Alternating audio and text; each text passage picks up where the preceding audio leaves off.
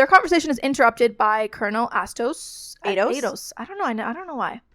You just transpose. You know what? There's a lot of No, vowels. I see the word and I kind of choke up. I'm afraid to say it. I'll be like, oh no, the hard word's coming up. I can't say that.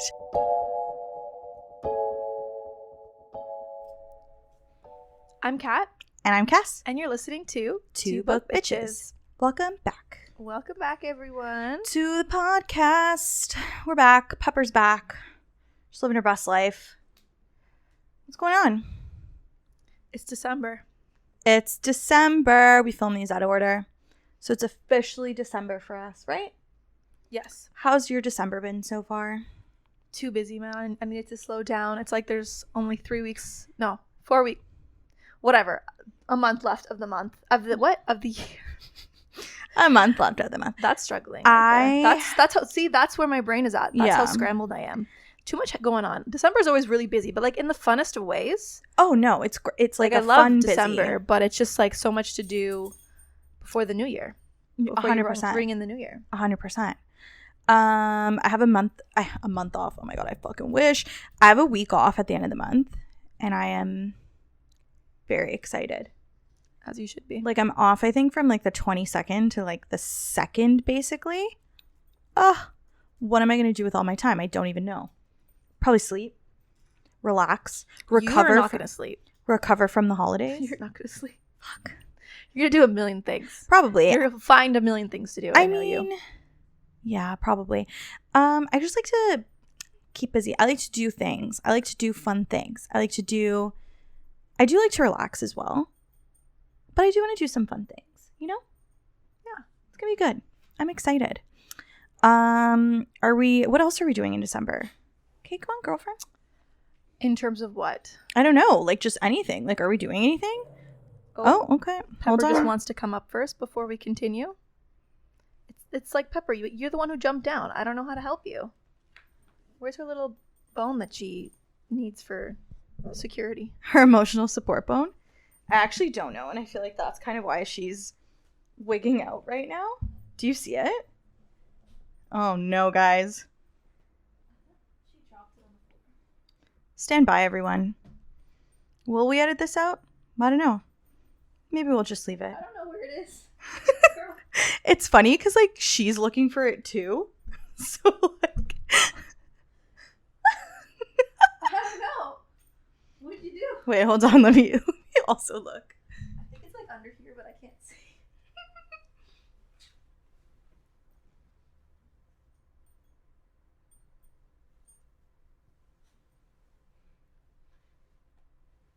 That's not it. That's my chapstick. I don't know. You know what? It fell into the space between. Oh, I found it. Did you? Oh my god. Here you go, Pepper. I was gonna say it just fell into the space between Between worlds. between worlds. You know, like babies with their like pacifiers. Like this is Pepper's pacifier. It's just All right. Now that we've taken care of the bebe, okay. we can carry on. Yeah. What were we even talking about? What we're doing, like if we're doing anything interesting in December. Yeah. Yeah, like the holidays. Yeah. Yeah. Okay, sick. What are you expecting me to say? I don't know. I'm like, are we having any other things? I don't think so. Yeah, all right. Cool. Just Christmas, I guess. Christmas. New Year's. Oh, we're going to New York. Oh, yeah. Okay. Is that what you were thinking of, maybe? Maybe. Yeah, Kat and I are going to New York. Yes. We will be in New York. Literally, technically, from filming this, like next weekend. Yes. We'll be in New York on like the Saturday and Sunday, I think. Yeah.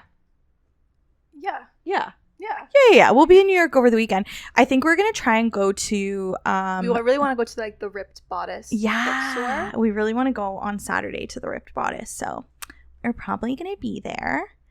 I don't know if any of you guys live in New York or in Brooklyn. Really close to the Ripped Bodice. But Kat and I will be there. I don't know. We'll probably post on Instagram when we're there. Yeah. We'll see how it goes. Maybe we'll, say like, here, come meet us Come if you're meet around us. or something. I don't know. We'll figure it out. We'll post it figure on it Instagram out. if anything.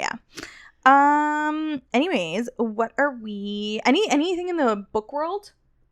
Well, related to what we're talking about today, because we're talking about Iron Flame today. Right. Rebecca Yarros had like an interview where I think it was on Entertainment Weekly, where they just asked her like a bunch of questions about the series and like theories and stuff, and she confirmed certain things. I mean, we'll talk about it in like part 2, so like our second Iron Flame episode. Yeah. Because that's when we're talking more about theories. But she did like reveal quite a lot. I also think she like mentioned that she's not very deep into writing number 3. No, I think that it's more than likely that the third one's gonna come out like next December. Yeah, like next year. Yeah, that's what the running theory is right now, anyways. Because she hasn't really like written a lot of this book. Which honestly I think is a good thing. I think, you know what? Give it some time. Absence makes the heart grow fonder. Anticipation is a good thing. 100%. You need to let people breathe. It's like book foreplay. I need to forget about it just a little. Me too. You know? Because if I see it too much, then I'm just going to start hating it on principle. I mean... You know? I'm not going to lie.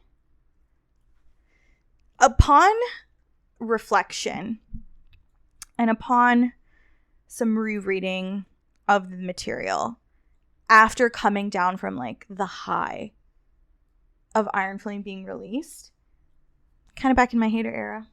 No, but we were literally talking about this because like same, because when we were making the notes for this episode and we were like rereading the book, and I was kind of like, wait, this is low-key trash. I was just not... I was like, did I read this so fast because I was desperate to know what happens that I just like didn't ponder things, and I just like let certain things slide? Because then rereading it, I was like, ooh, this is so cringe. I literally must have read this in a daze.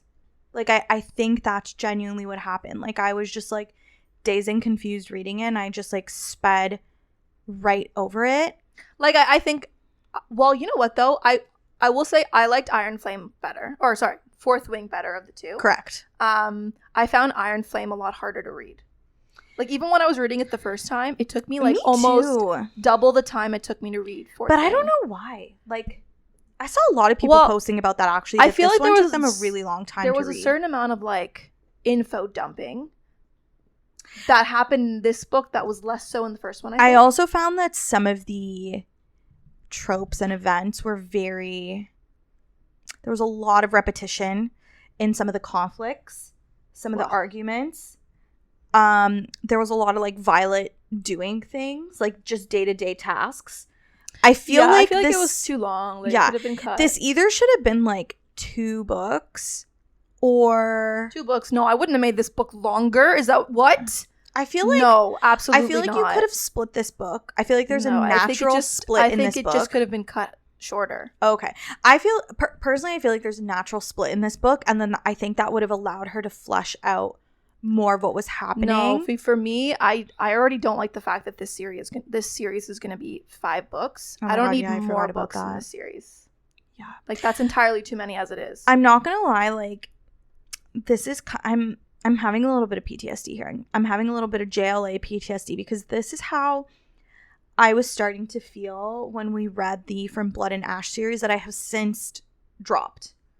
I will most likely, when the series, read a summary, like when the series is done, I'll probably like read a summary online of like what happened in the books, because like I just want to know. Well, I think there's only 1 left. Yeah. One or 2 left of the main series. Yeah.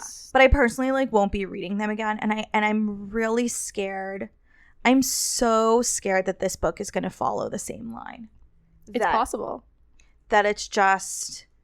Listen, it was still enjoyable. Like, I had a good time. We're distinguishing between like an enjoyable read and a good read. Yes. Completely different, not in the same category. Mm-hmm. So I still obviously like enjoyed it, and there was stuff in the book that I was like, love this for Violet. Mm-hmm. And I still love Xaden, but besides that, like I don't know, like it just could have done with an edit. It wasn't as good as the first one, like, and I honestly wonder if maybe it's just because it came out so fast. I think so too. I think sometimes, like you said, like a little bit of anticipation, like absence makes a heart grow fonder. Like an extended period between publishing is really good. I think SJM does a really good job of that. I also think the hype is so high for this book right now that it's killing it a bit for me. It's easy to pick on things when like it's kind of like it's the thing. It's like overexposure, right? Like it's all you see when you go on I feel Book like all I Talk. see is Iron Flame and Fourth Wing right now, which is Yeah. great. I mean, I still like the series, but like I feel like I've never seen that much content for other books No, not since like that I read. Like I feel like even like SJM, like that content has since like really dwindled. Maybe that will change when in January. when Crescent City 3 comes out. Yeah, but true. I feel like all I see is like Iron Flame and Fourth Wing. 100%. Like even other big books, like they'll just be sporadic, like through Book Talk, but like for the most part, it's just one focus. Yeah. But I mean, listen, today we're still talking about Iron Flame. Part 1. We're talking about part 1, Mhm. and then in our second Iron Flame episode, we'll be doing part 2 and like little theories and like theories for like book 3. Yeah. And then we'll talk a bit about Rebecca Yarros' interview when we're talking about the theories, because Yeah. she announces a lot of information. she flushes out some stuff that I think will lend to the theories. Yeah. Needless to say, spoilers ahead. So if you haven't read, turn back now. Or don't. Because we're not your moms and can't tell you what to do. But we left off with Violet waking up in Orisha. Is that how you say it? Yeah, I'm gonna go with that. I don't know. Orisha after That's definitely not how I said it. how'd you say it? I said Aratia. I think it's Orisha. I also could be know. lying. I don't know. I don't know. I mean, so far, clearly, I've been pronouncing everything in this book wrong. Like, should we have checked? Probably. But is there even a place to check? I guess the audiobook, but like, You know what? Whatever. it's fine. Like, again, like I don't read these words. 100%. When I read You're the like, book. I just it's a word that's on the paper. Yeah. So, yeah, Violet's waking up in Orisha after defeating the Venin in Athabine, and we find out her brother, Brennan, is actually alive and well and tells her a welcome to the revolution. You know, one thing I didn't realize when I first read the book is that this whole series is written like a history book retelling of events. Yeah, And then Justinia's like transcribing the book to like the modern language so that we can read it. that kind of makes me a little scared. But I also feel like I completely glossed over that the first time. I didn't even realize that. I definitely knew it. No, I didn't But even consider it. there's something that happens in the book, and I think we have some comments on it. No, but it literally says on the first page of the book. No, I know. But I just didn't even see Oh, that. you didn't? That you? No, I didn't see that Oh. little paragraph that says that it said like this is a transcribed like history. Account. No, yeah. But I kinda makes- like that. Which is interesting though, because I What's wonder lost in when. translation? No, but well, yes, that means it's an unreliable telling. In a sense, yeah. But also, I don't know, like when does she transcribe it? Like, Yeah. does it happen almost immediately after the Like, events did- happen? like, the events or is happen? it years later? Because I then don't that makes know. certain things more suspicious if it's years later. That's what I'm saying. There's something in specific that I think we'll Yeah, touch we'll on. get to it. Yeah. But anyways, we'll just dive right into the story now. Let's do it. So Violet is coming to terms with the fact that there are many things she was lied to about. Essentially, Venin are real. Aratia, that's how I say it. That's fine. Which is a city that shouldn't exist anymore since it was supposed to have been completely destroyed during the First Rebellion. Oh my god, I was like District 13. No, literally. And it's still in fact standing. Mhm. Oh, and of course, the brother that she thought was dead for the past 6 years is in fact alive. And we find out that Brennan is now a lieutenant colonel and goes by a new name, which I'm not even going to try to pronounce. I think it's like Asare. I'm sure don't there's probably some sort of Gallic pronunciation to Yes, this if but I had don't to know, guess. so I don't want to Yeah. try. And anyway, so he goes by a new name just to stay under the radar because everyone still thinks he's dead, essentially. Right. But one thing I will say is that like Violet's reaction to finding out that her brother is alive was a little bit too chill, if I'm honest. No, 1,000%, because I feel like she's a very emotionally volatile person, and I feel like learning your brother, who you loved very deeply, is still alive, number one, lied to you, number two, is lying to other people, number three. This was all just, she was just so... Okay, but like to that end though, what do we consider a normal reaction to finding out this information? First, to me personally... Yeah, like what would you do? Pissed off. Right, but like how would you express that? Just being mad? Like what would you do? Like angry. Like I I would... screaming, yelling, kicking, yeah. screaming. Like even it's one of those things where it's like you love someone so much but you're still mad at them. obviously. So it's kind of just like, how could you do this to me? Like what, like where have you been? Like what are you doing? Like, and you do see little hints of that anger, but I do feel like the anger was very subdued, or even just any intense emotional reaction. Maybe it was just because she was so overwhelmed by all the things, she's kind of like emotionally shutting down. But could not be me personally. So, I don't know. How would you react? I don't know. Would you I feel like cry? I'd probably just start crying because, like, honestly, whenever I am mad, I just cry anyways. Like, you ever try to have an argument with me, I'm most likely going to start crying because I just can't control myself. It's true. And it really just defeats the purpose because, like, I'm trying to be mad and I'm trying to express a thought, but that's just not working because I'm crying. Well, yeah, and then it really just, like, undermines the anger. No, 100%. Then it's like, oh, she's sad. Like, oh no. It's like, no, bitch, fucking furious. But sometimes it makes the people feel bad, so they just surrender faster. I've gotten better at not crying when I'm angry. I will say that I have gotten better, but it's still a visceral reaction. Yeah. And it also just happens without me even thinking about it. That's true. Fair. Like, it's just tear ducts. You gotta cry sometimes. Like, what are you gonna do? No, I don't want to cry. Oh, I love crying occasionally. Yeah, but that's not when I want to cry. Oh, okay, fair. Like, crying. You want to cry on your own terms. Yeah, you want to cry in front of the mirror, in the shower. Like, not. No, the shower. And not in front of people. I don't like crying in front of people. Absolutely not, first of all. Shower is the best place to cry. Number 1. 100%. Number 2, in your car. Nothing hits like a good cry in your car after you've had a bad really, day at work. I particularly enjoy crying in front of a mirror. I also enjoy crying in front of a mirror, but I often combine that with a cry in the shower. So, like, I'll start the cry in the shower. I'll finish it off in front of the mirror. Or sometimes I'll even do a little sandwich. I'll cry in front of the mirror a little bit before I have to take my shower. Keep crying in the shower. Finish off in front of the mirror. You really have a very thought-out regimen. Yeah. I'll even pull my little visor down if I'm crying in the car. Well, either way, Violet does not cry. Not at all. She does nothing. She just stares at her brother, being like, "Oh my god, you're alive! Yay!" That's crazy. Yeah, just so calm, so chill. So Violet overhears a meeting of the Assembly of the Revolution, which includes Brennan and Xaden, and she hears them talk about not having a working forge, which they need to build weapons. They also mention needing like this thing called a luminary, and apparently they were trying to negotiate with a guy named Viscount Takaris to get him to give them his, but Xaden did something to insult him last summer, so Xaden like thinks there's a slim chance that he'll negotiate with them now. Xaden won't even consider the Viscount's latest offer either, which we don't know what it is yet. They're also talking about whether the 8 cadets should be sent back to Basgaeth. Right. Well. The Assembly finally notices that Violet has been listening in on their discussion, and some of the members are pissed, saying that she can't be trusted. But Xaden says that he has taken responsibility for her, and that's like suspicious the way he says it, but like you find out later what that means. Yeah. At first I was like, why do you need to take responsibility for her? I'm very confused, but then it kind of like... Well, no, because then they made a comment being like, oh, I just don't understand that grotesque custom.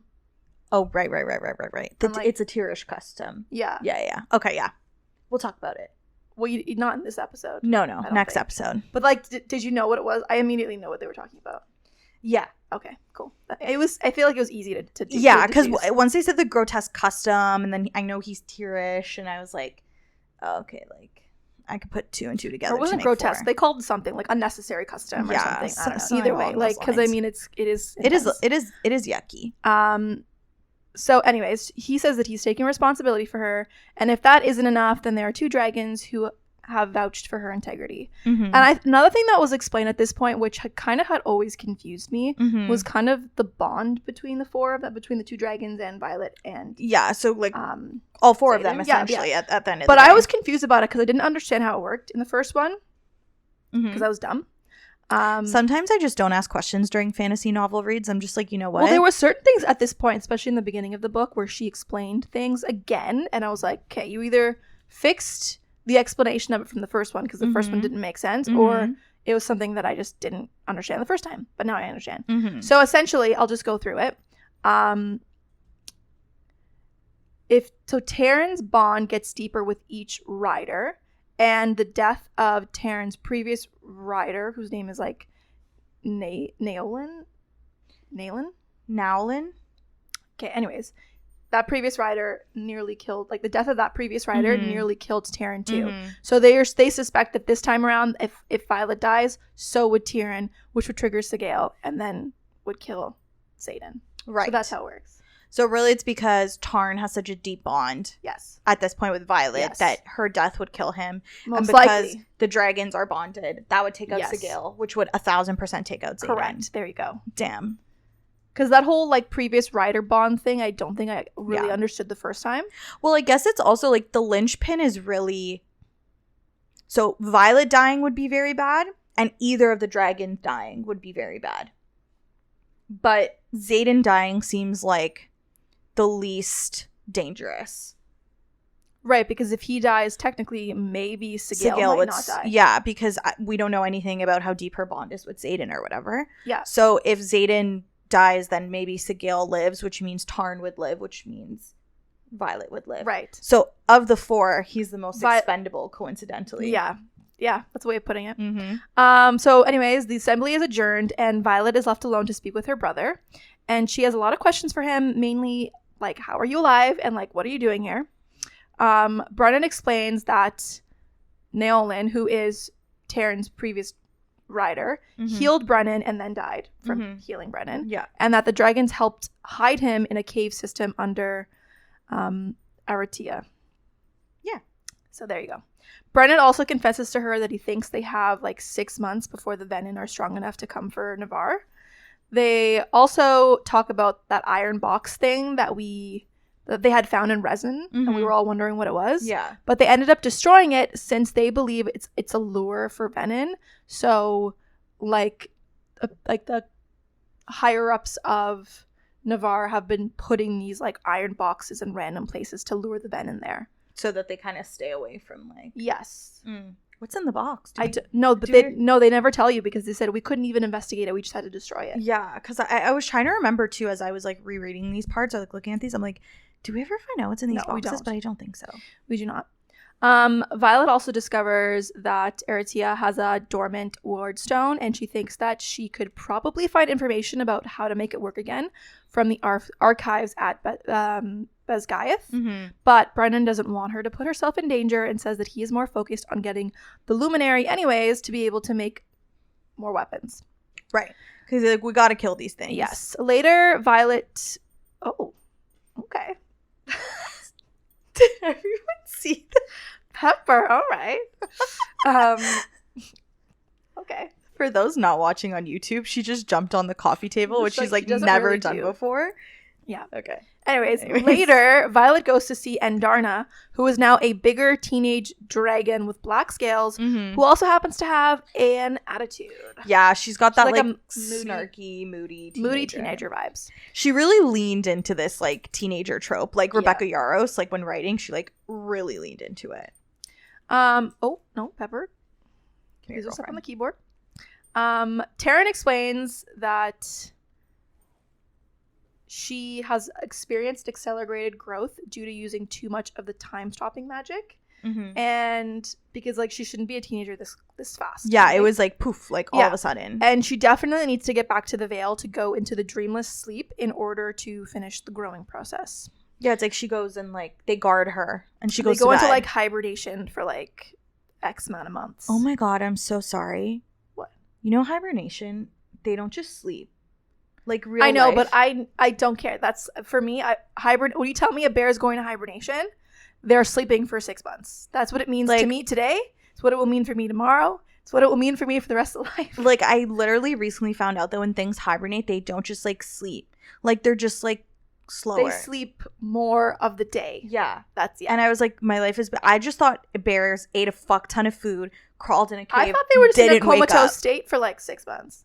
Okay, turtles who hibernate, you know, some of them bury themselves underground. I saw this thing on TikTok where I learned all my information, and there was this family, and they were like going to dig up our hibernating turtles, and I was like, excuse the fuck out of me. So they literally go outside in their backyard and they dig this hole, and inside it are their hibernating turtles, and the turtles are alive. And How every did they year get to turtles, I don't know, and every year this family buries their turtles.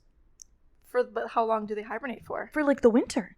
So they're underground for like months. Okay, so yeah. then that's the true definition of my hibernation. Yeah, but bears, which for me is the classic hibernation animal. Not okay, real. so when we say hibernation in this case, we mean she's going to sleep for months. She's going to take a nap for months. She's not supposed to wake up. No, and yeah. And waking up during your sleep is bad for the growth process. Very bad. Which you find out later, but I'll just mention it now. Yes. So the group of cadets vote to go back to Basgiath after all, and Xaden promises to teach Violet how to shield her mind so that Dane will be able to learn all their secrets. Stupid fucking Dane. They arrive at Basgiath just in time for graduation. It's all very dramatic. It is. They get there in the middle of the night so that Taryn can carry Andarna back to the Vale so that she can enter the dreamless sleep without anyone noticing. Violet and Xaden go into Liam's room, R.I.P., so Violet can get the letters that Liam had written to his sister Sloane. Since once the college finds out that Liam is dead, they will burn all of his belongings. I think that's so suspect. There has to be a reason why they burn belongings. I think so many people have theories about that, though. Probably smarter people than us, clearly. No, I feel like I could think of a couple reasons. I feel like, I don't know. Like, do you think it's because they want to hide something? Like, they're scared that maybe that I just think maybe belongings could maybe bring you back to life. That was my theory. Oh, shit. I was not thinking that. That's way cooler than and then maybe, I thought. like, if Venom were to get a hold of someone's belongings, maybe they could bring you back to life. Oh. And, like, you'd be, like, a zombie, like, in their command. So, you know? Oh, I don't know. Oh, no, I feel like I'm taking this too far. No, I love that. So, anyways, regardless, she gets the letters, and then she runs into Ree, who she asks to hide the letters for now. And turns out that everyone thought they were all dead. Yeah. But joke's on them. They're alive. We're alive. Alone, Violet tells Xaden that he better tell her everything once she can properly shield her mind. But Xaden says that she will answer any question she asks about him, but that he can't tell her everything. And she tells him that she wants full disclosure from now on, or she'll get busy unfalling for him. And he just tells her, like, good luck with that.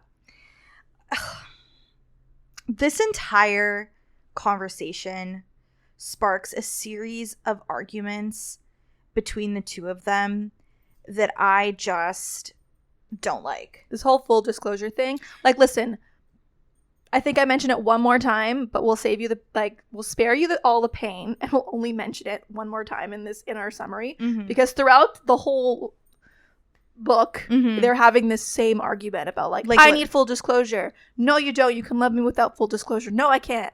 And it's just, I was like, I got to the point where I was like, if I read this argument one more time, I'm garbage. And I was so irritated at the both of them because, like, on one hand, I get it. She wants full disclosure. She doesn't want to feel like she's being lied to. I understand.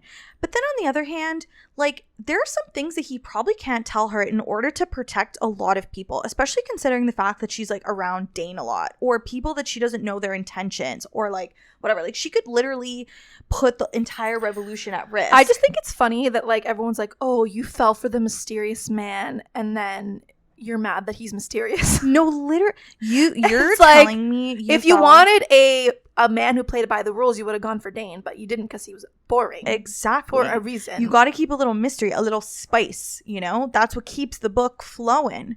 I agree. I 100% agree. But then, I don't know. I'm sure I'll get fucking annoyed about this multiple times throughout this entire recount. Oh, I don't include... I only include... No, I can't. I was just like... There was a lot. There was some chapters where it was literally just that. I'm like, well, this whole chapter, throw it out. Yeah, I don't like it. So I only mentioned one more time. Okay. And then that's it. Okay. Then this reoccurring argument is never brought up again because I just couldn't. But we're just like saying it now that it happens throughout the entire summary. But exactly. I couldn't... If I included it every time it happened, this would be a 20-page document. 100%. But yeah, I really grinded my gears just reading about this argument so over and over hard. Again. So anyways, the group walks out into the courtyard right as Captain Fitzgibbon, whoever that is reading from the death roll and announces Xaden's name, to which Xaden says, well, this is awkward. It was a good entrance. It was dramatic and I loved it. Yeah, it was cute. Everyone is confused as to how they are alive, and Xaden explains that Colonel Atos, yeah, who's Dane's dad, sent them into combat, and Violet's mom is pissed. She's Xaden real mad. Recounts the events of the war games with some modifications, of course, like excluding any mention of Venin, and in his version, He says that Liam and Soleil died in a fight with griffins at Athabine. Yeah, so the venom are replaced with Yes. griffins. Yes, they blame everything on the griffins. Mm-hmm. Violet confirms this story, and her mom decides to take her daughter's word for it, and is pissed at Atos. Yeah, like And Colonel is Atos. and like even though he denies it, she's like, I don't want to hear it. You're in trouble. She's like, I'll see you in my office. Yeah, How yeah, dare yeah. you put my daughter in danger? He's so stinky. Colonel Atos is stinky. Yeah, I I hate like him. him. He's so stinky. Okay, well, graduation then continues, and then the new grads receive their assignments, and then later at night there's a grad party for everyone to celebrate surviving the year, and there's just a line in the book that I just had to include because I know exactly what you're we gonna have to talk about how it's probably one of the most cringe lines in this entire book. I absolutely hated it with every And fiber. it's ready? No. Riders party as hard as we fight. And we fight pretty damn hard. Like, I can't take that seriously. No. Like, what is that? That actually has no place in a fantasy book. No. Okay. No, I'm gonna stop you right there. That line has no place in a book that is for adults. That is like a 10-year-old book sentence. I understand that this is supposed, and like she said a lot of times, it's supposed to be like entry-level fantasy for people. I don't give two flying tits, okay? Like, that's not necessary though to say, even if it's literally not. You can, to me, an intro fantasy novel should just be like simple to understand, world building. That's what that means. Not to a me. complex magic system. Like, for example, Crescent City is not an intro to fantasy. I barely understand what's going on in that fantasy world. Intro to fantasy is like gentle. It's like mid fantasy, like magical elements, but like in our world. Like, I don't know. It doesn't mean like cringy lines or like ultra modern dialogue to me personally. Not saying that it has to be like old timey. Like, they don't have to talk like in any particular way. I'm just saying, like, sometimes I think the dialogue in this is like far too modern, and it like really irritates Yeah, there's me. another line that like once we get to it we'll talk about, but that will probably be in part 2. Yeah. But that like this one just really stuck out to me, so it stuck out like a sore. I just had to bring it up. Stuck out like a sore thumb. I was like, I have to talk about it. When I was reading this, I'm pretty sure I had to like close my book. You had to reevaluate your life choices. I really had You're to like, put how it did away. I get here?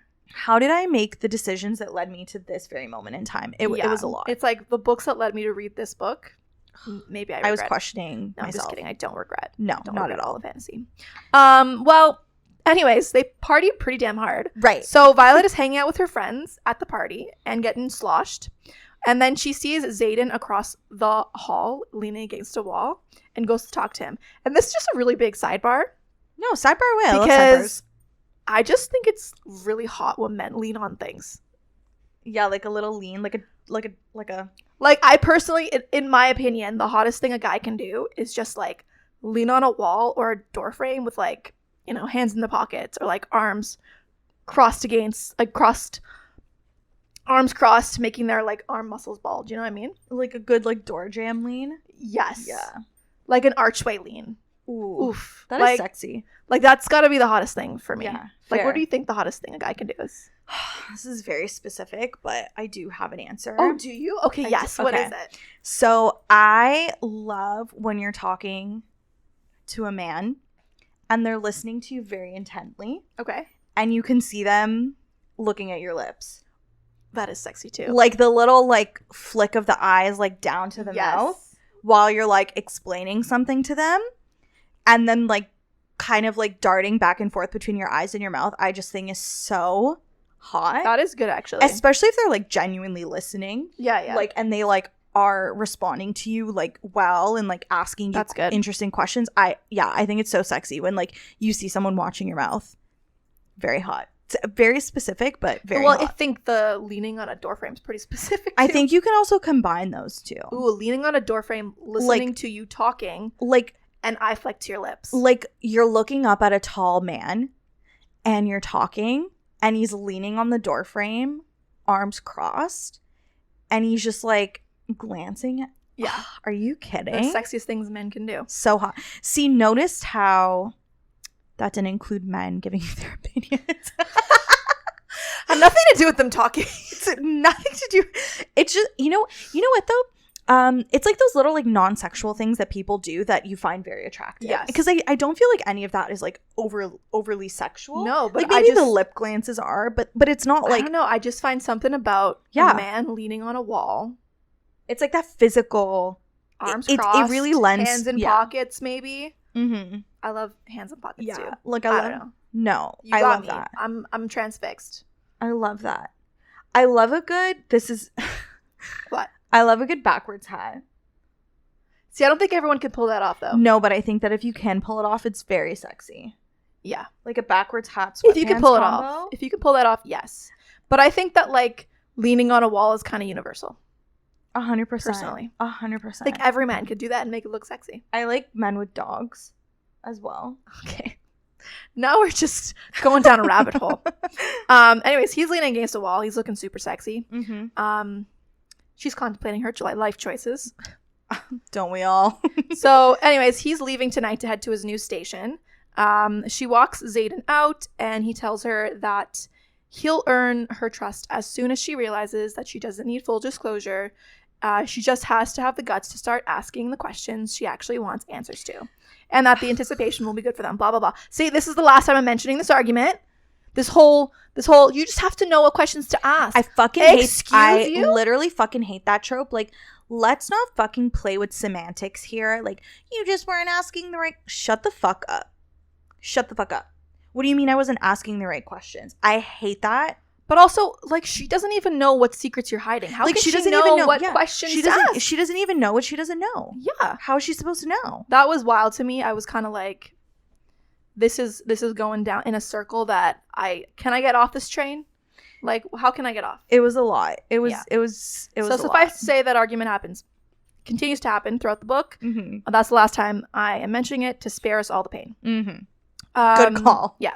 So their conversation is interrupted by Colonel Atos. I don't know. I don't know why.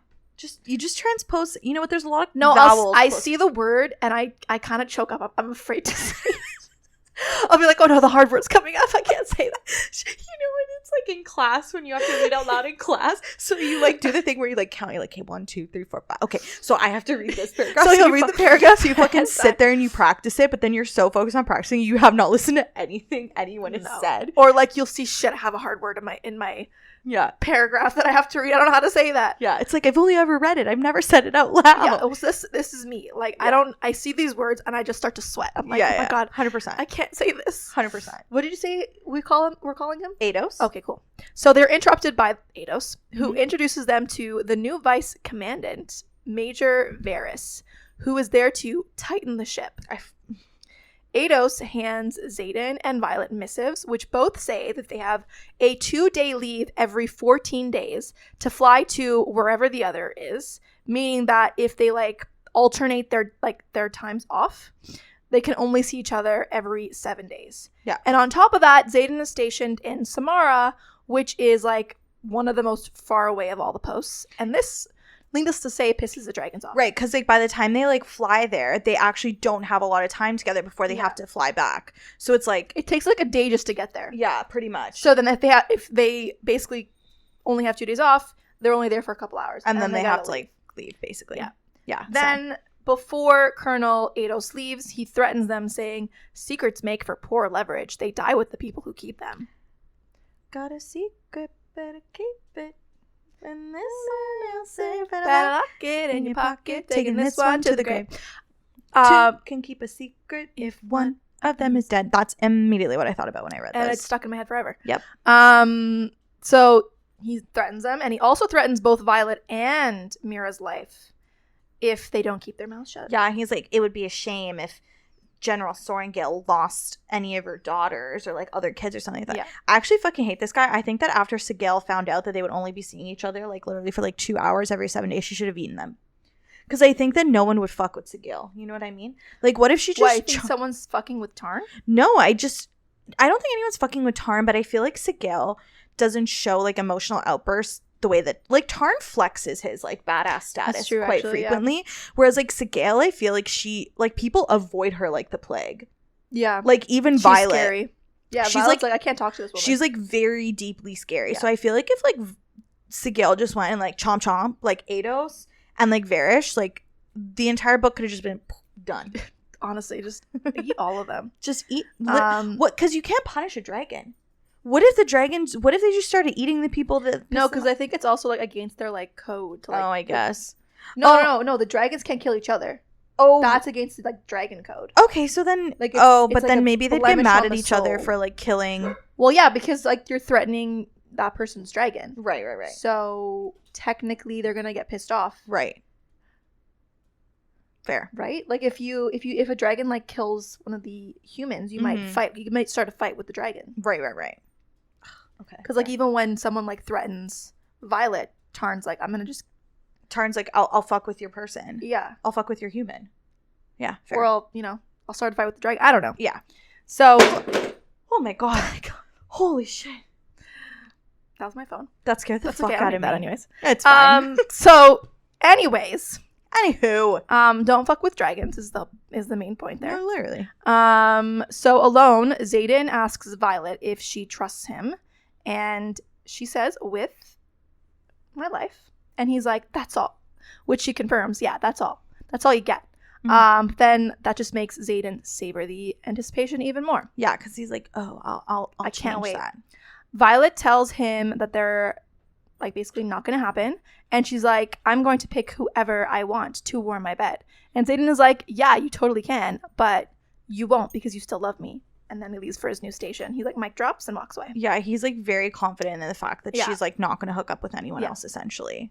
Which honestly is probably true. So I could see it. Mm-hmm. So Ree finds Violet and reveals that Dane is their new wing leader, and she's also the new like squad leader. And I was like, seriously, Dane is their new wing leader? Like, boo, boring, hate that.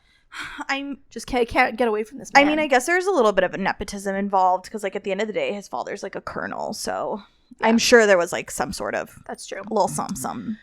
We then get introduced to a new teacher, Professor Grady, who is teaching a second-year class called Rider Survival Course, which is a classified class. So like when you're in second year, you have to endure it, but you're not allowed to talk about it with the first years. Yeah, like the first rule of Fight Club is not talk about Fight Club. Club. So like all the upper years have to keep it hidden from first years. That's crazy. Because they want their true reactions. I would never keep a secret like that. Me either. I'd be like, yeah, no, don't worry, I'm not going to tell anyone. And like I was surprised that like that whole Book of Brennan thing like didn't like mention it just a little bit. It seems in that book that he was divulging all these secrets about this war college. But then when it came to this course, he literally has in his book, there is one course in second year I can't tell you about.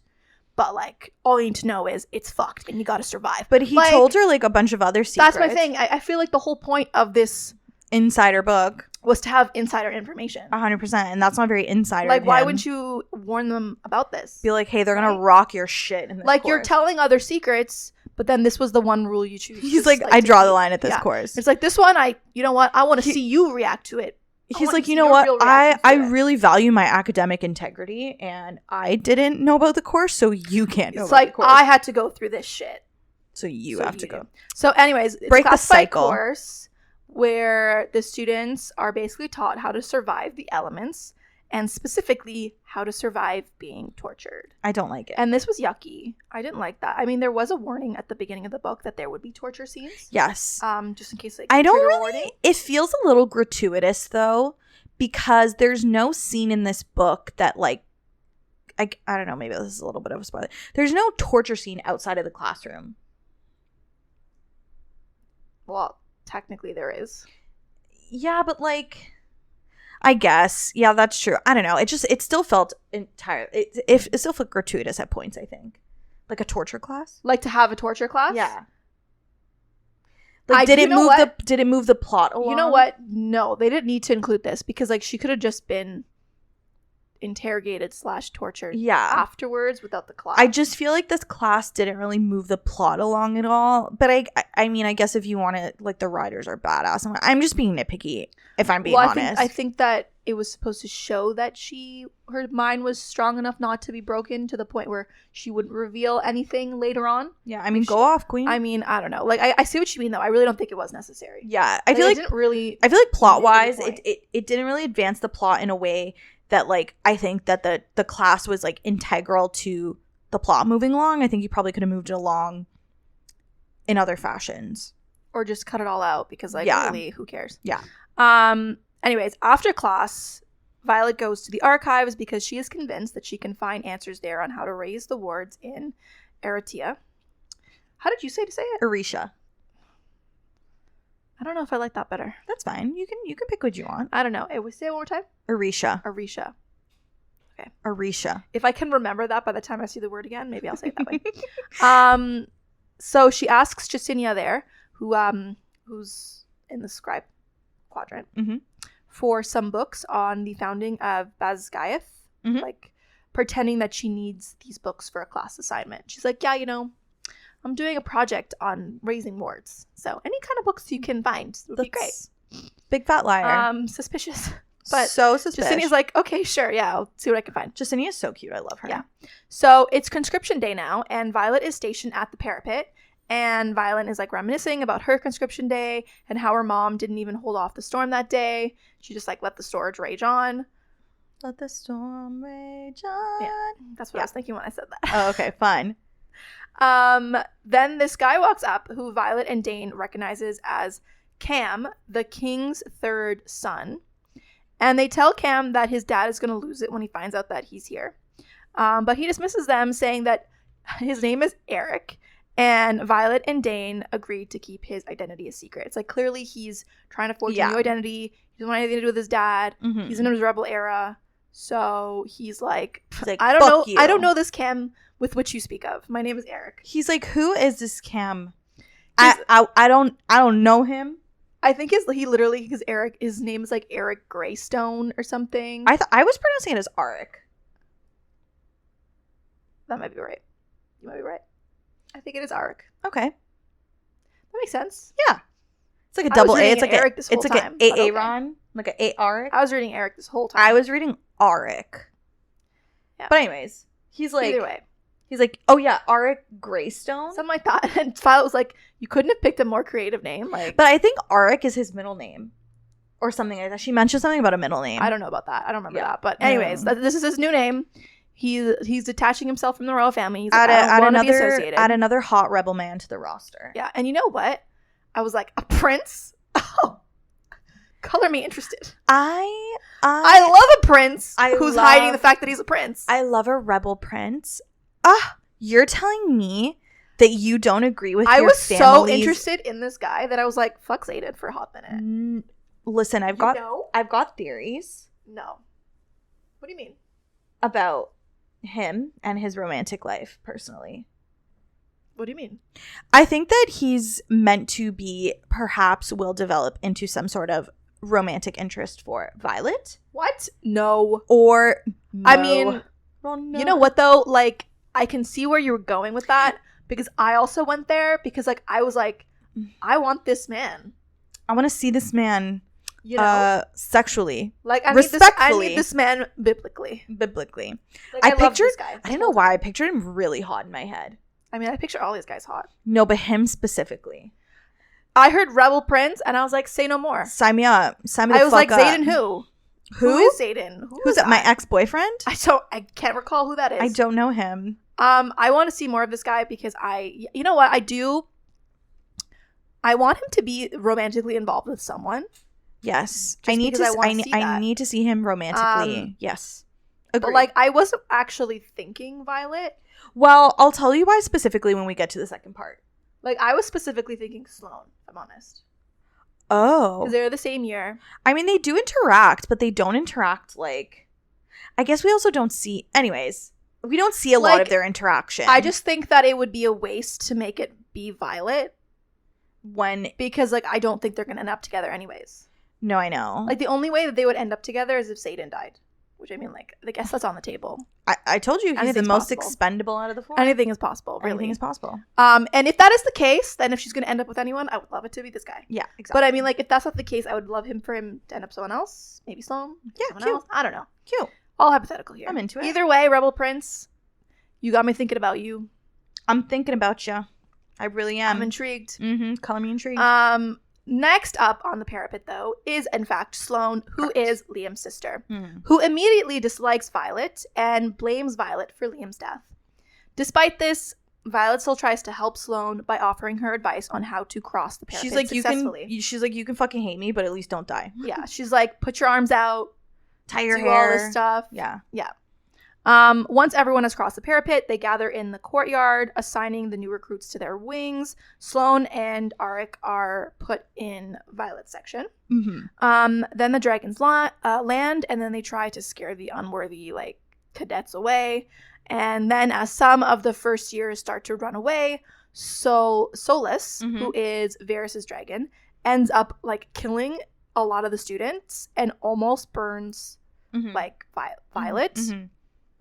But she manages to get her and Sloane out of the way just in time. She tackles her to the ground. To the ground. Mm-hmm. And then Taryn steps in before Solus can kill any more students and threatens to take Solus's other eye, because he only has one, if he doesn't stop literally burning all these fresh recruits. Yeah, so you can surmise that Tarn and Solus have previous beef, because I'm pretty sure he was the one who took out Solus. I think that's correct. Yeah. Yes. They've got history. They've got history. And Solus is described as a very unhinged dragon.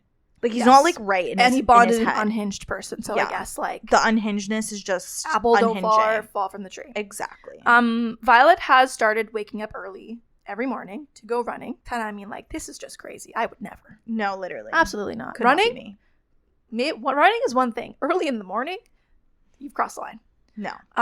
Anyways, she's my doing knees hurt thinking about it. I know, because she needs to get faster in order to outrun Venin, who leech energy from the earth, because she just has that image in her mind that's if the Venin go down and start leeching the energy from the earth, unless you're running fast enough, they're getting you and you die. How slow are they leeching the energy that you could outrun it feasibly? I don't know. Is it in Michael Myers when he's trying to kill you and you're unlocking your door? That's what I'm picturing. Girl, I feel it's really, relatively I guess you could see it coming. It's not fast as a run. It's more like a walk is how I picture it. Oh. They're leeching energy like a walk. At a walking pace. Yeah. Okay. Step by step. At a speed walk pace? Yeah, but not a running pace. Okay. So if you saw it, maybe you could run it, but maybe not outrun it. Yeah. Maybe they're leeching at a jog and you need to be at a sprint. Yeah. Okay, fair. I think you could outrun it for a bit, but then I think it would catch up to you eventually. Right, because you'd get tired and you'd slow down. But yes. Maybe. I think you could run to enough to get off the ground so that you could save yourself. Okay, fair. It's not they touch the ground and everything within a 10-meter radius is just done. Yeah, because that's low-key what I was picturing personally. You thought it was instantaneous? Yeah, I thought it was just I was thinking it was progressive. Creeping. Yeah, it creeps. Okay. That's how I pictured it. My mental image, man, just sometimes I gotta refresh it. Okay. Well, I don't know. I mean, I could be wrong. No. If I feel like you're right, if she's running, Imogen decides to join her as well on these runs, which kind of pisses Rhea off. She's like, "What do you mean? You're running and you're hanging out with Imogen? What's going on? You're telling me that I'm not your best friend anymore? What the fuck?" Later in Battle Brief, they are told that there were 2 attacks on their borders this week by griffins, one of which was an attack on Athabine 3 days ago. Mm-hmm. Some griffin riders were found near the armory, and Violet can deduce that the riders were looking for weapons that they can be used to kill Venin. Mm-hmm. They are also told that Resin was destroyed by Poromish.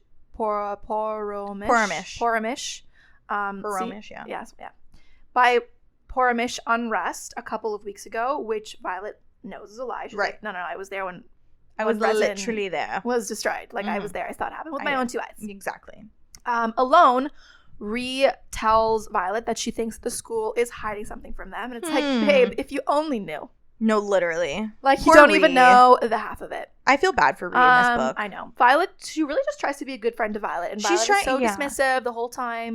She's like, I'm here if you need to talk. I know you went through something traumatic, but I love you. I'm here if you're ready. And Violet's like, I'm gonna go running by. Yeah. So Violet tries to play it off like she has no idea what she's talking about, but Rhea thinks that there's something going on in the healer squadron, specifically because when she brought a first year to see Nolan, Nolan looked wrecked, and there were guards blocking a door in the infirmary. So she thinks that something's going on there. Yeah, she's like something. I think that they're hiding something in that room. 2 + 2 is not what, adding up. Yeah. So the squad now heads to the gym for the first year's assessment day, and Ree thinks Violet is avoiding her since Violet is spending most of her time reading up on wards instead of hanging out with her friends. Mm-hmm. But Violet denies it. She's like, I'm not mad at you. I'm just busy. Just busy, babe. Booked and busy. Yeah. Fair. Sloane then tries to challenge Violet to a match, but Emma Terrio, who is like the person who teaches them how to spar, dismisses her. She's like, I'm not letting you fight Violet. Like, like she'll wreck you. Yeah. She'll wreck your shit. Like, but when a first hears the name Sorrengail, because she's like, I challenged Violet Sorrengail. He's like, who's Violet Sorrengail? And then Nadine, another one of the second years, introduces herself, pretending to be Violet. Be like, hi, I'm Violet. Like, she's just like, they're just teasing, playing a joking around. Yeah. And then literally this random guy kills Nadine. Like, and it happens in the last, like, 2 sentences of the chapter. She's like, Nadine is just like, hee, yeah, oh, Violet, you're so popular. Like, I'm Violet. And then the guy's like, snaps the neck. I was like, sir, what is going on? Violet then proceeds to fight this random first year, eventually killing him. Mm-hmm. But before he dies, he whispers, secret die with the people who kill them. So stupid. Secrets die with the people who keep them. Yeah. Which is basically the same thing that Dane's dad said to Violet. So obviously, this guy was sent by Colonel Atos to kill Violet. Violet's starting to get, like, really suspect at this point. Later, Violet gets to spend a little bit of time with Xaden, who's there on leave, but he can't really stay long because obviously, like, because of their schedule. Yeah, like, he stays for, like, a hot second. Yeah. Like, he's literally there and he's like, okay, bye, I gotta go. But before he leaves to go back to Samara, he gives her a letter to get to know him and let Violet in. And an important note about the letters, so at the top of some of the chapters, there are, like, little excerpts from the letters that he writes her. And then after the excerpt, it says, recovered correspondent of Lieutenant Xaden Sorrengail, or Lieutenant Xaden Ryerson to Cadet Violet Sorrengail. Yeah. And this had people, like, jumping to all kinds of conclusion because of the word, like, recovered. Like, what does that mean? And the fact that in this, like, thing, it says that Violet technically is still a cadet and Xaden is still a lieutenant. Yeah. So does that mean they die before they get promoted to something else, which means that they would presumably die and to me, like, soon? Like, Jacinia is Violet's friend, right? So presumably if Jacinia is translating this history, you could presume that Violet would have handed over these correspondences willingly, right? So why would it say recovered? Why would it recovered would mean like taken? Like, but not, like almost how, like, she got Liam's exactly letters. like she found him in a box, like she recovered them from, like, a bedroom. Like, so this it's not like a can of worms, right? Yeah. Like, it's what happens. So do they die literally at the end of the story then? Like, they both? Or do they die in quotation marks and, like, live happily ever after somewhere hiding? I don't know. I don't know. I was also a person jumping to conclusions when someone pointed this out to me. So. Or does this just maybe mean that the story is told almost immediately after the events? So technically there's still a lieutenant. Yeah. And cadet. Or she's giving, like, a present tense account. So, like, as she's giving the account. Or are they recovered because Xaden and Violet don't live there anymore? So the letters are in her somewhere, old dorm someplace, and they've gone recovered. And fucked off to, like, you know what I mean? There's open for lots of interpretations. But there. The wording was definitely very specific. It was suspect, and I was a little bit like, it on purpose, to make people cower in fear. Yeah, and I am. So she succeeded. So, anyways, that's the little note about the letters, because he always gives her one, like, every time they visit each other. Now, Violet is in the courtyard when Jacinia catches up to her to give her a new book that she requested, and they watch as a rider is dragged away and presumably killed by other riders and Professor Markham, who's, like, a scribe guy. Jacinia thinks that she's to blame because the rider had requested a book and she had recorded that request. Violet tries to ask her what the book was, but Jacinia just, like, hurries away. And this makes Violet realize now that, like, how dangerous her little research project really is. And Jacinia's, like, doing her a favor because Jacinia's not recording right, all but of her we don't requests. know that right now. Yeah. We don't know that yet. Oops. You find that out later. I got excited. You did. But at this point, Violet's like, oh shit, like, is Jacinia recording my request and therefore I'm about to die soon? But then she finds out later. Mm-hmm. So now Violet receives a letter from Mira, but it is heavily redacted to the point that she could only read a few lines. And I'm like, what's the point? Like then? she literally gets the fucking letter and it's just like blacked out. Like it's literally all like black marker. And I'm like, what did she write in there? Maybe she just made some comments about like what's happening. The attacks. Like where she is at her post. Being like, I just survived this attack. Yeah. And they're like, you know what? Violet can't learn about that right now. Okay. Then Major Varys approaches Violet during flight class, and he tells her that he expects to see Andarna next week, telling her that that's an order. And then she rebuttals, saying that dragons don't take orders from humans. And he's like, yeah, but you do. Like, Tarn, just eat him. Honestly, save everyone the trouble. Like, at this point, like... Then during that specific class, Dane shows them a new maneuver that they're supposed to learn, which is like a running landing where you basically jump off of a flying dragon. And Tarn is like, yeah, you're not doing that. He's like, strap it in, babe. Like, he's like, yeah, you're gonna die if you do that. Like, that's not happening. Yeah. So now Violet is about to leave for Samara to see Xaden, and Bodhi gives her some like info to pass on to Xaden. And she finds out that the riders from the Athabine attack are still enduring assassination attempts from Colonel Atos, who is trying to kill them all for what they know. So like all of them are, not just her, are being attacked. Bodhi also lets slip that he has never seen Xaden care for anyone like this, including Katrina. And Violet's like, who the fuck's that? No, the way I was like, this is such like a romance book, like a rom-com trope. You know what I mean? Yeah, and I'm like, who's Katrina? I was like, who is Katrina? And it's spelled the fun way too. It's like spelled the Gaelic way. Yeah, it looks like Catriona. Yeah. I only know this because there's an actress, yes, from Outlander. Her name's Katrina Balfe, and her name is spelled the same way. I think it's such a beautiful spelling for this. Before I knew how to say it, I would always say like Catriona, and then I was like, oh wait, it's Katrina. It's like all the fun like Irish names. Yeah, it's such a fun time pronouncing them. But I will say one thing about Bodhi is I love him. He's so cute, and he's hardly in this book. Like what? She gave such a good, like, there's so many side characters. I was disappointed. It's almost like there's too many because now I can't get a good in-depth look at them. Yeah. Like, we get a lot of Violet's friends, like Rhiannon, Imogen. Sawyer. Not really. Yeah, actually, we get a fair amount of her. But, like, we get a lot of, like, Sawyer, Riddick, Rhiannon, Justinia.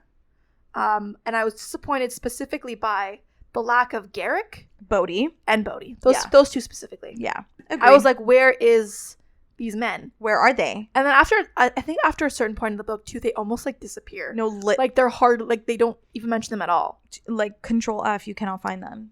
Literally. So anyways, he mentions Katrina, and Violet's like, who is this? And Bodhi's like, wait, can you just pretend like I didn't say that? He's like, you know what? Actually, he's like, I retract. Redacted. But they are interrupted by Varys, who shows up to search Violet's bags. Luckily, though, they don't check Taryn's saddlebags because that's where all the weapons they're smuggling out are. Varys tells Violet that while she's away, he'll be thinking about what her punishment should be for Andarna still not showing up to flight maneuvers. So fucking stupid. Andarna can literally do what she wants. No, literally. Like, what the fuck? I literally be like, get fucked. But anyways. So arriving at Samara, Violet finds Xaden in a sparring ring, and he's fighting some like guy in order to get time off to spend with her. Wild. There's only like one weekend pass, apparently. Literally. Violet is thoroughly turned on after watching him fight and win. She makes that comment too. She's like, maybe it's toxic, and I'm like, I hate when characters are self-aware about this kind of stuff. Self-aware. Yeah, like, and to use a word like that, like, maybe this is toxic of me. And I'm like, please don't say that. Please just go after the hot man. Just say that you're confused as to why you find this attractive. Like, it's fine. We've all found barbaric things attractive. It is what it is. So yeah. So alone, she's like, alone, together. Hypothetically, she's like, if I want to kiss you, if I wanted you to kiss me, but only kiss me, like, ... But she doesn't even get to finish that question before Xaden kisses her. She's down to take the kiss further, but he stops them, saying that he refuses to have sex as a tool to get her back, which I'm like, okay, fair. Pleading with her not to offer him her body unless she's offering him everything. Like, okay, like, I think he literally wants her to say, like, I love you. No, he's literally like, I'll have sex with you if you say those 3 little words. Exactly. And she's like, no. Oh, love that. They then talk about the weapons, which can be used to extend and power the wards. But once the weapons, like, power is used up, it has to be imbued with power again. Orisha needs a forge to make more weapons, but they need the luminary to intensify the dragon fire so that it gets hot enough to smelt the alloy that holds all the power in the weapons.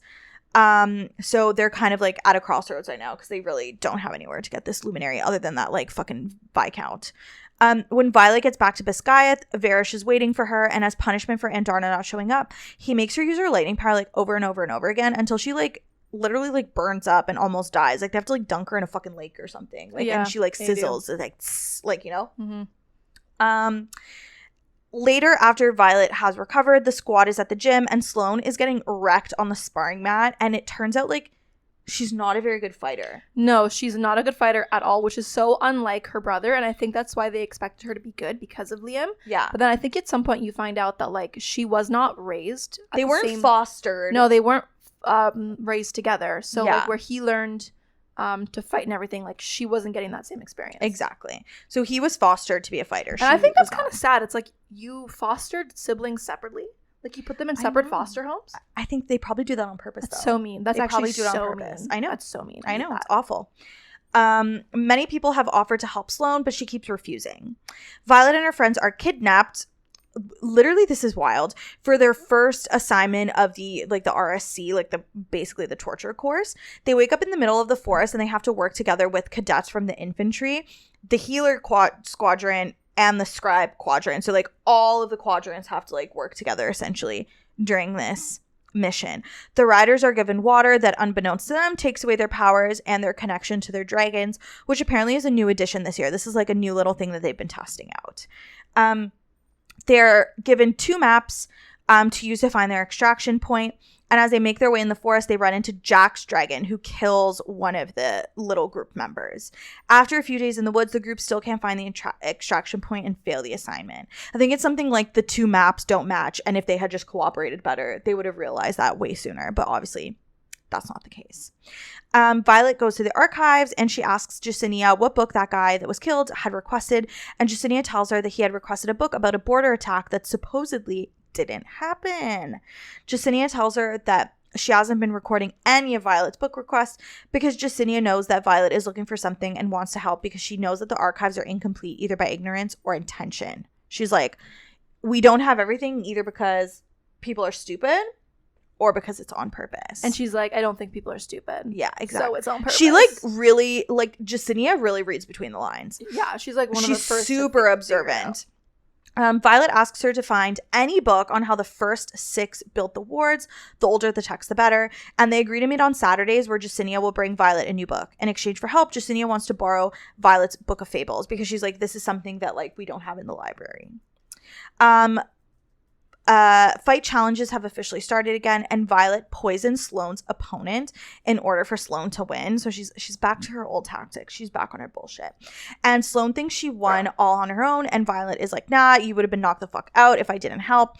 And this is what convinces Sloane to train with Imogen by saying that and Violet, I think, like incentivizes her, and she's like, listen, like, I'll give you one of Liam's letters for every week that you train with Imogen, which makes Sloane agree because she obviously misses her brother very much. This was a wild, like, it feels like so, like, you're I'm sorry. I just got so Pepper's doing this new. She's never done this before. She's using the coffee table to climb on the couch. I swear. You can see it if you watch on YouTube. We keep looking at her. Anyways. Rhee shows Violet a public announcement that has been circulating in her parents' village, warning the villagers to be wary of strangers. And in battle briefs, they talk about Paromish propaganda that claims cities across the border are being destroyed by dragons. But it's obviously not dragons destroying the city. It's wyverns. Wyverns? Wyvern. Yeah, wyvern.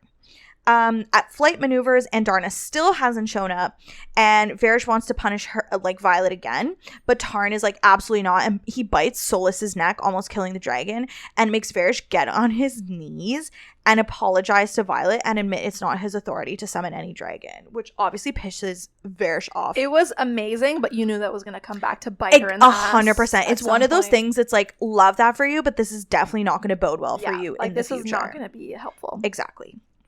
Violet goes to Samara, and Xaden greets her, asking her if she wants to be able to talk in private tonight. She's like, obviously, and then he's like, all right, tell me to kiss you then, or you'll be sleeping in someone else's room tonight. Violet is confused, but is like, don't you have to ask me twice? And then they kiss like they mean it. So they go at it. They make out a little bit, you know? They're interrupted by the reason why Xaden wanted to kiss Mira. She walks in because she's been reassigned to the Samaran outpost. So now she's going to get to see Mira when she sees Xaden, presumably. Mira and Violet hang out alone while Xaden is working, and Violet is dying to tell Mira what she knows, like about Brennan specifically, but obviously she can't. She decides to put out some feelers, mentioning that she's worried that the dragons across the border are actually Wyvern, but Mira tells her it's not possible since Wyvern aren't real. Violet asks Mira a bunch of questions, but Mira dismisses it, telling her not to be so curious since this stuff is classified for a reason. So Violet drops it. She's like, she's not biting. I'm just going to leave it alone. Because she's worried that, like, Mira will be like, why the fuck are you asking so many questions? Like, what the fuck?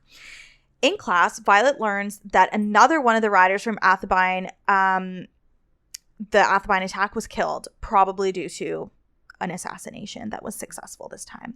During sparring challenges, Dane tries to fight Violet to get her to talk to him, but she's like, nah, bye. So he challenges her to a fight. So, like, I guess he's, like, kind of going up to her, like, in between matches and, like, tries to follow her around like a little puppy. But since she keeps refusing him, he's like, fine, fight me, bitch. Dane just says that he wants to talk to her, and she tells him that he stole her memory and then sent them all to die. She's like, this is all your fucking fault. He says that he saw that flash of her memory of Xaden saying that they were going to Athebyne, and he told his dad, but he had no idea what it meant or what it would lead to. He says that he knows things about Xaden and reasons why Xaden would hate Violet, and yet she still chooses him. He's like, I don't understand. Like, why do you pick him over everyone else? He tells her that the scars on Xaden's back were done by her mother, and then he taps out of the fight. So he's like, he really has reason to fucking hate you. Like, I don't understand how this relationship is. Well, this was an interesting thing. I did not see that coming, that, like, Xaden or that's Violet's like a very mom was the one that put all those scars on Xaden. That is a very personal development, if you will. Yes. Later, while Violet is escorting Arik to the infirmary, he reveals that he knows exactly what is going on in the world, and that's precisely why he decided to become a rider. Yay, love it. See, Rebel honestly, Prince? he just became even hotter. So hot. Like, love that. Screw all the other characters. I just want this prince guy. No, literally. Violet and her squad are taken for their first round of interrogation training. They're locked in a chamber and told info that they can't reveal when the torture starts. They're also told they get bonus points if they manage to escape. While they wait, they're given food and water, but they realize the water smells like the water they drank before that severed their connection to their dragons, so they dump it down the toilet. Intelligent. Thank you. The torture starts, and of course Violet is up first. Obviously, no one is breaking, and then Varys brings in Dane to try to mind read, but when he sees Violet, he refuses and leaves. And then I was like, wow, Dane, you're really earning brownie points for me personally. You know what? He really did have quite the redemption arc for me. He did. And you know what? I hope it continues. I don't think on the track. You know what? I don't think Dane deserves all the hate anymore. No. So we should all just tone it down. Maybe. He's okay. Yeah. He turns out okay. I think he turns out okay. Yeah. He's just misled. But he's just a dumb boy that's been misled. You know? He's ignorant. He thought he could trust certain people, and then he can't. Realized he couldn't. And then now, he was like, you know what? And now he's learning. Rules. He's learning. But it's okay. Yeah. Normally changing your mind, you know? Yeah. Varys then beats Violet up until she blacks out. This is icky. Yeah, I don't like this. Like it. Violet wakes up to Nolan, the Mender, healing her so that Varys can break her again, which is absolutely fucking bonkers. He asks her if whatever she knows is worth holding on to, and she says yes. He tells her that she needs to find a way out of here, and he leaves, taking Varys with him, leaving the group alone. And then Sawyer uses his magic to melt the hinges off, like, the first door. And they get to the second door, and Violet's knife basically unlocks the door, and they manage to escape. So yeah, it's one of those knives that, like, charged ones or whatever. That Xaden had given her. The that Tirish had, knives. that had that the rune? symbol, the rune on it. Yeah. And supposedly the rune was able to open this knife, but you find out why later on. Yes. Like we're still confused right now how the F a knife that opened happened. the door, exactly. But whatever. I was like, a key, a knife, what's going on? Later in battle brief, there are papers everywhere that say Zolia falls to Dragonfire. And Zoya is like a city that has the Cliffbane Academy, which is where the Griffin riders go to school. Yes. So essentially they just killed a bunch of Griffins by killing the school. And that's just low. 100%. Everyone is scrambling and confused, and Professor Markham calls everyone to attention and tries to play the papers off as like a class tactic to teach the students about propaganda. But Violet knows that this is just a deflection strategy, and she knows that what must come next is a distraction strategy. And then in walks Jack fucking Barlow, who's apparently still alive. And I'm like, how is this possible? You know what? I want to say I called this one. She did. If you go back to our Fourth Wing episode, in our theories section of it, that Jack Barlow was alive. This was the only thing I got right, but a win is a win. I hate the fact that he's alive. But I knew it. No body, no crime, babe. Yeah, but he was buried by a fucking mountain. Like, no body, no crime. Did you see them burn that body? No. Then he wasn't dead. Buried under a mountain. He wasn't. Well, they didn't go to retrieve the body. They just left him there? Clearly. No. I saw that. I was proud of this. I still was shocked. But I was proud. Yeah. I was proud of myself for that one. Do you see what she's smelling? She's smelling the candles. Pepper, that's dangerous, though. Come over here. We don't want you to burn yourself. Pepper discovers fire. Come here. Yeah. So he's alive. He's fucking alive. This is wild to me. Markham announces that Nolan has been spending the last year essentially to heal Jack, and that's why Nolan has been looking so run down. So Jacinia, that whole suspicious thing that she saw, it was because Nolan was healing Jack. Jacinia? You mean Ree? What did Jacinia see? Was it Ree who saw Nolan in front of the door? Yes. Oh, it was Ree. Sorry, I'm remembering it as Jacinia for some reason. No, it was Rihanna who was like, they're hiding something from us. She's like, what is going on? This is what they were hiding. Oh, right. Behind that door was Jack fucking Barlow. After the shock of that revelation wears off, Professor De Vera says that there was a Griffin attack on Samara, and she makes a gesture to Violet that Violet interprets as Xaden being injured, and without saying a word to anyone or waiting for an explanation or anything, she bolted out of the room, and Tarn and Violet immediately leave for Samara. They get to Samara in record time, and even though it's chaos, both Mira and Xaden are alive, thankfully. She's literally frantic until she sees with her own eyes that Xaden is fine, and when she finds him, she finds out that he nearly lost his arm, but he was healed, thankfully. Still reeling from thinking that he was dead, Xaden picks Violet up and walks her into a cold shower to get her to cool down, but then the two of them proceed to have sex. Yeah. They did it. I knew they weren't going to last Anticipation. This was a good scene. I did like it, but there was some interesting word choices in this sex scene. Silk. Hot silk. Hot slick silk. You feel like hot slick silk. What the fuck does hot slick silk also say that 3 times fast. Hot slick silk. Slick silk. It's like a tongue tie. I did like the scene though, because I think shower sex, love that. Love that for him. But yeah, I think I give it spicy peppers 4.5. I give it a 4. It was it was a standard scene for me. Nothing too special about it. Didn't give me that extra oomph for me to put it past a 4 personally. I'll give it 4.5. Yeah, okay, fair. After their shower sex, Xaden takes Violet with him for a weapons drop. They head out and meet up with the Griffins. They meet up with Serena and her sister, Katrina, who we find out happens to be Xaden's ex-girlfriend. That's wild. So that's why Bodhi had mentioned her in the first place. Was because she was Xaden's girly. Xaden threatens Serena, saying that the Griffin attacks need to stop or else he'll stop giving them weapons. Because he literally almost lost an arm to Griffin. Exactly. He's like, can you guys fucking cool it? I'm trying to help you and you almost killed me. Yeah, what? You can't literally murder me. I'm really trying to help you here. Katrina brings up the Luminary and how Xaden has had 2 chances now to acquire it from the Viscount, which they need to forge more weapons. Apparently, Takaris will give Xaden the Luminary if he can see Violet wield lightning. To which Xaden said no, because Takaris has a reputation for collecting precious things and keeping them against their will.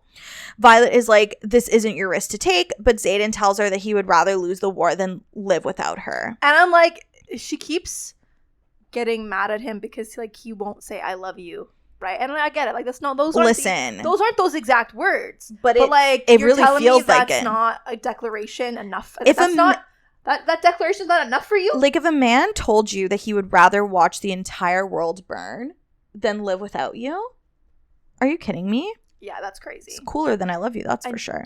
You know what? This is more flavorful. So much more flavor. So much more spice. Like it's way more interesting. Way cooler. Everyone says I love you. It's like those like TikToks where it's like, it's always how are you instead of I would watch the world die, like burn for you. No, 100%. It's always one of those. No, for sure. Yeah, Xaden sends her home with one of those like alloy weapon things. When Violet gets back to Biscayath, she heads to her room where she finds Varish waiting for her. Yucky. He starts searching her things and she's like, fuck, I have that special weapon. Oh my god. Rhys notices what's happening from her room and Violet like eyes the dagger. Like she's like doing a little like shifty eye thing. Rhys teleports it away just in time, which is so clutch. Varish wants to punish her once again for leaving without permission. But then Professor Kaori steps in and says that Violet has been cleared of any charges. He's like, back the fuck up. Honestly, like, she can't be in charge. Like, she can't be punished for something that her dragon, like, also, like, someone needs to fuck Varish up. No, literally. Like, please. Violet then goes to Rhys' room and Rhea's like, what is this dagger like for? And Violet tells her the truth. She finally tells Rhys, Sawyer, and Riddick everything about Weaver and Venin, but leaves out the stuff about like Brennan and Orisha for now. She tells them that she's been researching wards because a second set of wards can save people. They are all super supportive and want to help her research the wards. Riddick mentions private journals that the 2 of the first 6 kept, and those journals might have the info they need to raise the wards. And this was interesting to me because I was pretty shocked that this was something that Violet didn't think about. And I'm pretty sure like Riddick also he's literally like, I know something you don't. Yeah, it was cute. I like this one. Well, because I love Riddick in general, but I just was like, you'd think that you almost scribe would know that. No, but she, and it seems like a pretty big thing. Yeah, like two of the most important people of the 6 most important people in your like history. They asked Jacinia to look into the journals and she finds out that they are in the vault in the archives, but not just any vault, they're in the royal vaults, so that requires a member of the king's bloodline to enter. I wonder who. Is there a prince around here? That would be so convenient. Like, so convenient to have a prince. Exactly. Who's your friend? Exactly. Also. Exactly. It's also who you have like a secret with, you know what I mean? Like you help him, he helps you. You can blackmail him. Blackmail is sometimes healthy. It's finally threshing day and both Sloane and Arik bond dragons, thankfully. Afterwards, Violet has watch duty on a tower. As she's relieving Aya, who is like one of the rebel cadets present at the Athebine attack from her watch duty, they're attacked by 4 infantry students. And the students kill Aya, but Violet manages to kill 3 of the attackers. The last one attacks her and she nearly falls off the tower, but Jack fucking Barlow saves her. I hate this. That was so random. I'm like, what is this? Everyone was like so convinced that like now that he's alive that he would try to kill Violet again. But everyone's acting so like subdued. Like, something about him was just so off. And then he like attributes it to being like, well, I've been given a second chance. Basically, he like finds Jesus. Yeah. No, he literally has like, I found you. Like, suspicious. I don't like it. What do you mean you're taking this as a second chance? Like, what? I don't like it. Later, Violet, Xaden, and Jacinia and the rest of her squad devise a plan to get into the archive vault. They recruit Arik into the mission, who's up for it because not only does he know the truth, but he also hates his dad. He's like, oh my god, I get to do 2 fun things. However, he doesn't hide his disdain for Xaden, who turns out killed his older brother during their threshing because he had attacked Garrick. So there's lots of bad blood in between these people. They are pressed for time because they have to get in and out of the archives before the door is still shut for the night. And they do manage to find the 2 journals and just barely make it out in time. Like, it's literally like by the skin of their fucking teeth, they're like leaving the door. Zayden leaves to Samara afterwards, taking one of the journals with him to give to Brennan when he gets a chance. And Violet keeps the other one to start analyzing it herself. She then runs into Nolan, who tells her that she looks parched. Random thing to say. And he gives her water, and she drinks the water, not realizing that it has the poison that cuts her off from Tarn. I was like, oh my god, you should get in the habit, girly, of sniffing all your water. But I feel like she trusts Nolan because even Nolan helped her escape. I know. And this made me sad. I was like, oh, I don't like that he was... I don't like it. It turns out that they know, like, the powers that be know that they went into the vault and took the journals. Obviously, I feel like, how could you not know? You know what I mean? I think it, like, tripped up some words. 100%. Like, some alarms. I'm so You're telling me there wasn't any alarms? No. Like, it was almost too easy to get in there. I'm literally so fucking sorry. How did they not think that they, like, that no one was going to know that the journals were gone? That's stupid. Violet wakes up in a cell and starts being tortured by Varish, who demands to know why she has a journal and what else she knows.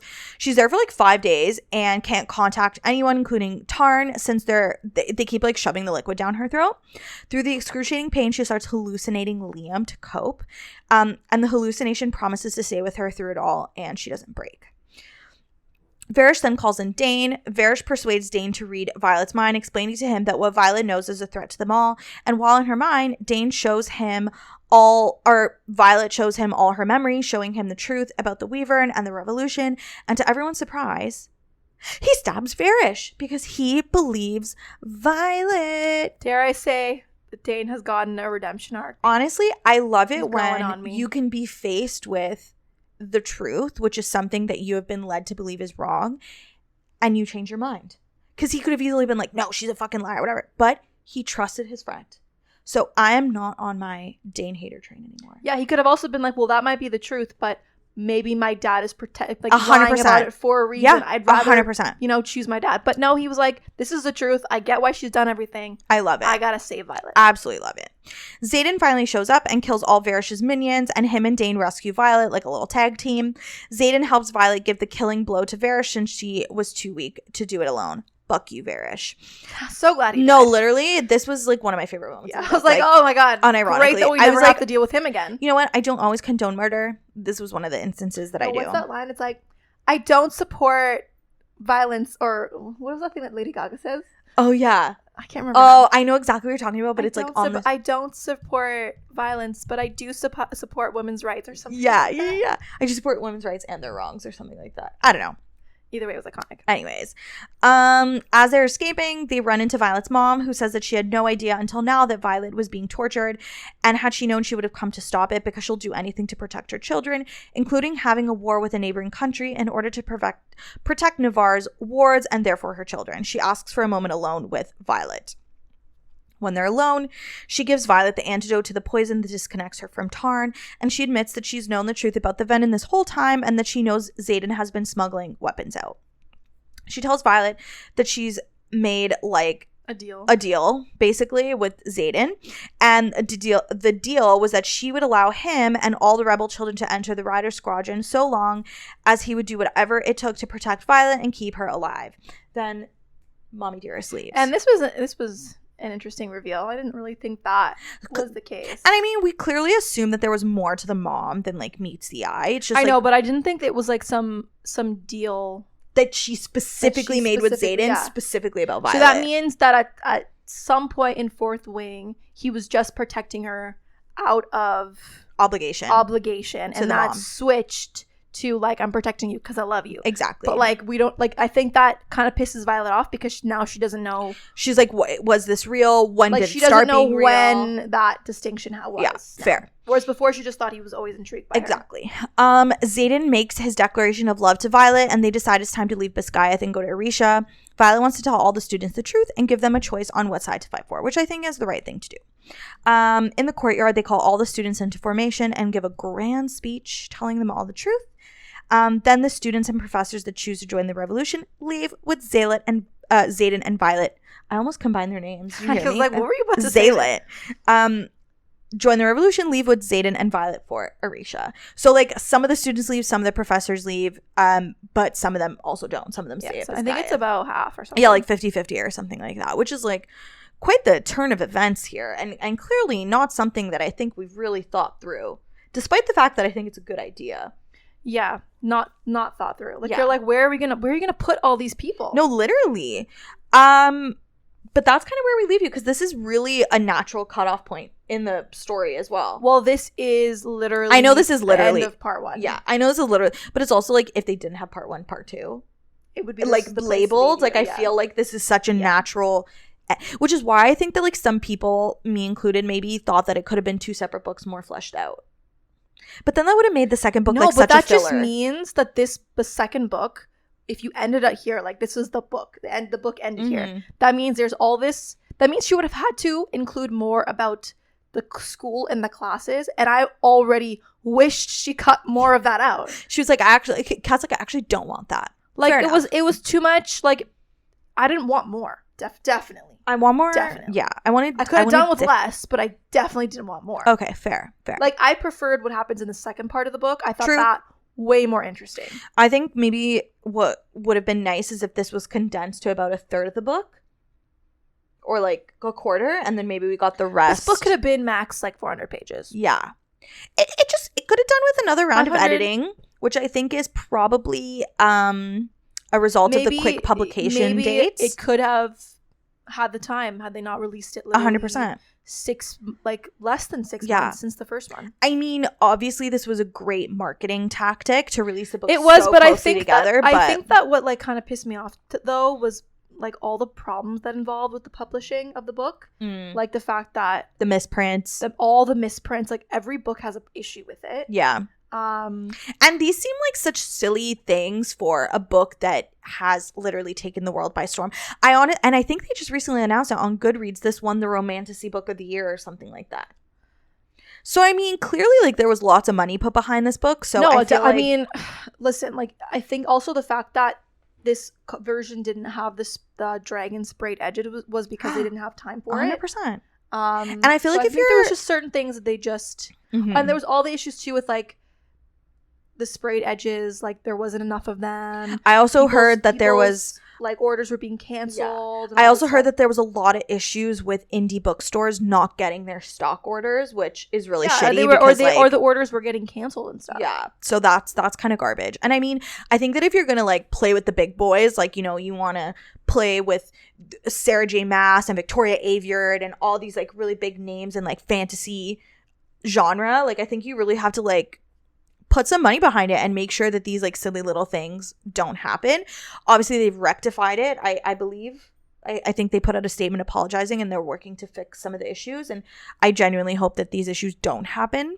Well, for the next presumably publication, because there's going to be more time between this one and the next one. They shouldn't happen. Yeah, it should be fine. Like, just give yourself time to breathe. Like, it's okay. No, truly, like I get that we're all impatient assholes. No, I get like, it. Just tell us to fuck off. Like we'll grow up. Like we'll be adults and we'll wait. Listen, Sarah J. Maas like publishes things these days like quite. I forget everything that happens. I still read the next book. Realistically, like no one's gonna not read your book. You're you're not gonna lose your entire audience because you're making them wait a year. No, 100%. Like people who want to know what happens next will read the next book. Like when was Crescent City 2 published? Like last year? Now I gotta Google this. Stand by, everyone. 2021, I want to say. Are you serious? I want to say January of 2021. Yeah. That's my guess. Or February 2021. February 2022. Oh. So last year. Still last year, and then the next one, CC3, is being released. Maybe I'm thinking of Silver Flames. Maybe. Yeah, so, I mean, it seems like she's got about a book release a year. There's some people that suspect that we're going to get a double release next year. We're going to get a CC at the beginning of the year, and then we're going to get something ACOTAR related end of the year. Hey. Which I would fucking love, because honestly, I'll read it. I'm a little bit ACOTAR starved, if I'm being so real. But yeah, that's kind of where we leave you. Not kind of, actually where we leave you until our next, our part 2 Iron Flame episode. But what are we doing next week? Next, we're back to Crescent City. Yep. We're doing chapters 57 to 64, we're almost which there. Is like one of the last rounds of chapters. Yep. I think after that, there's only one more episode left. Yep. I think 2. No. One One.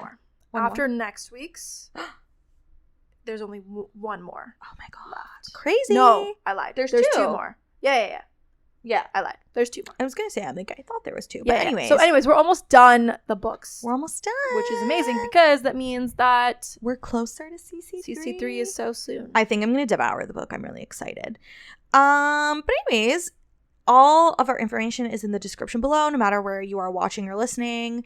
YouTube, Spotify, Apple, yada, yada, yada. You can find us on social media, on Instagram. Send us a message, like, rate, review, send to your friends, send to your mom, send to your grandma, send to your sister, your dog. It really helps us out. Dog? Yeah, well, Pepper's on the podcast. Maybe the true. other dogs will Pepper's, watch for Pepper. Yeah. She almost like burned the house down today because she was smelling a candle. Yeah. But anyways, yeah, you can find all our stuff down below. Yeah, so thanks for listening to Two Book Bitches. Bye.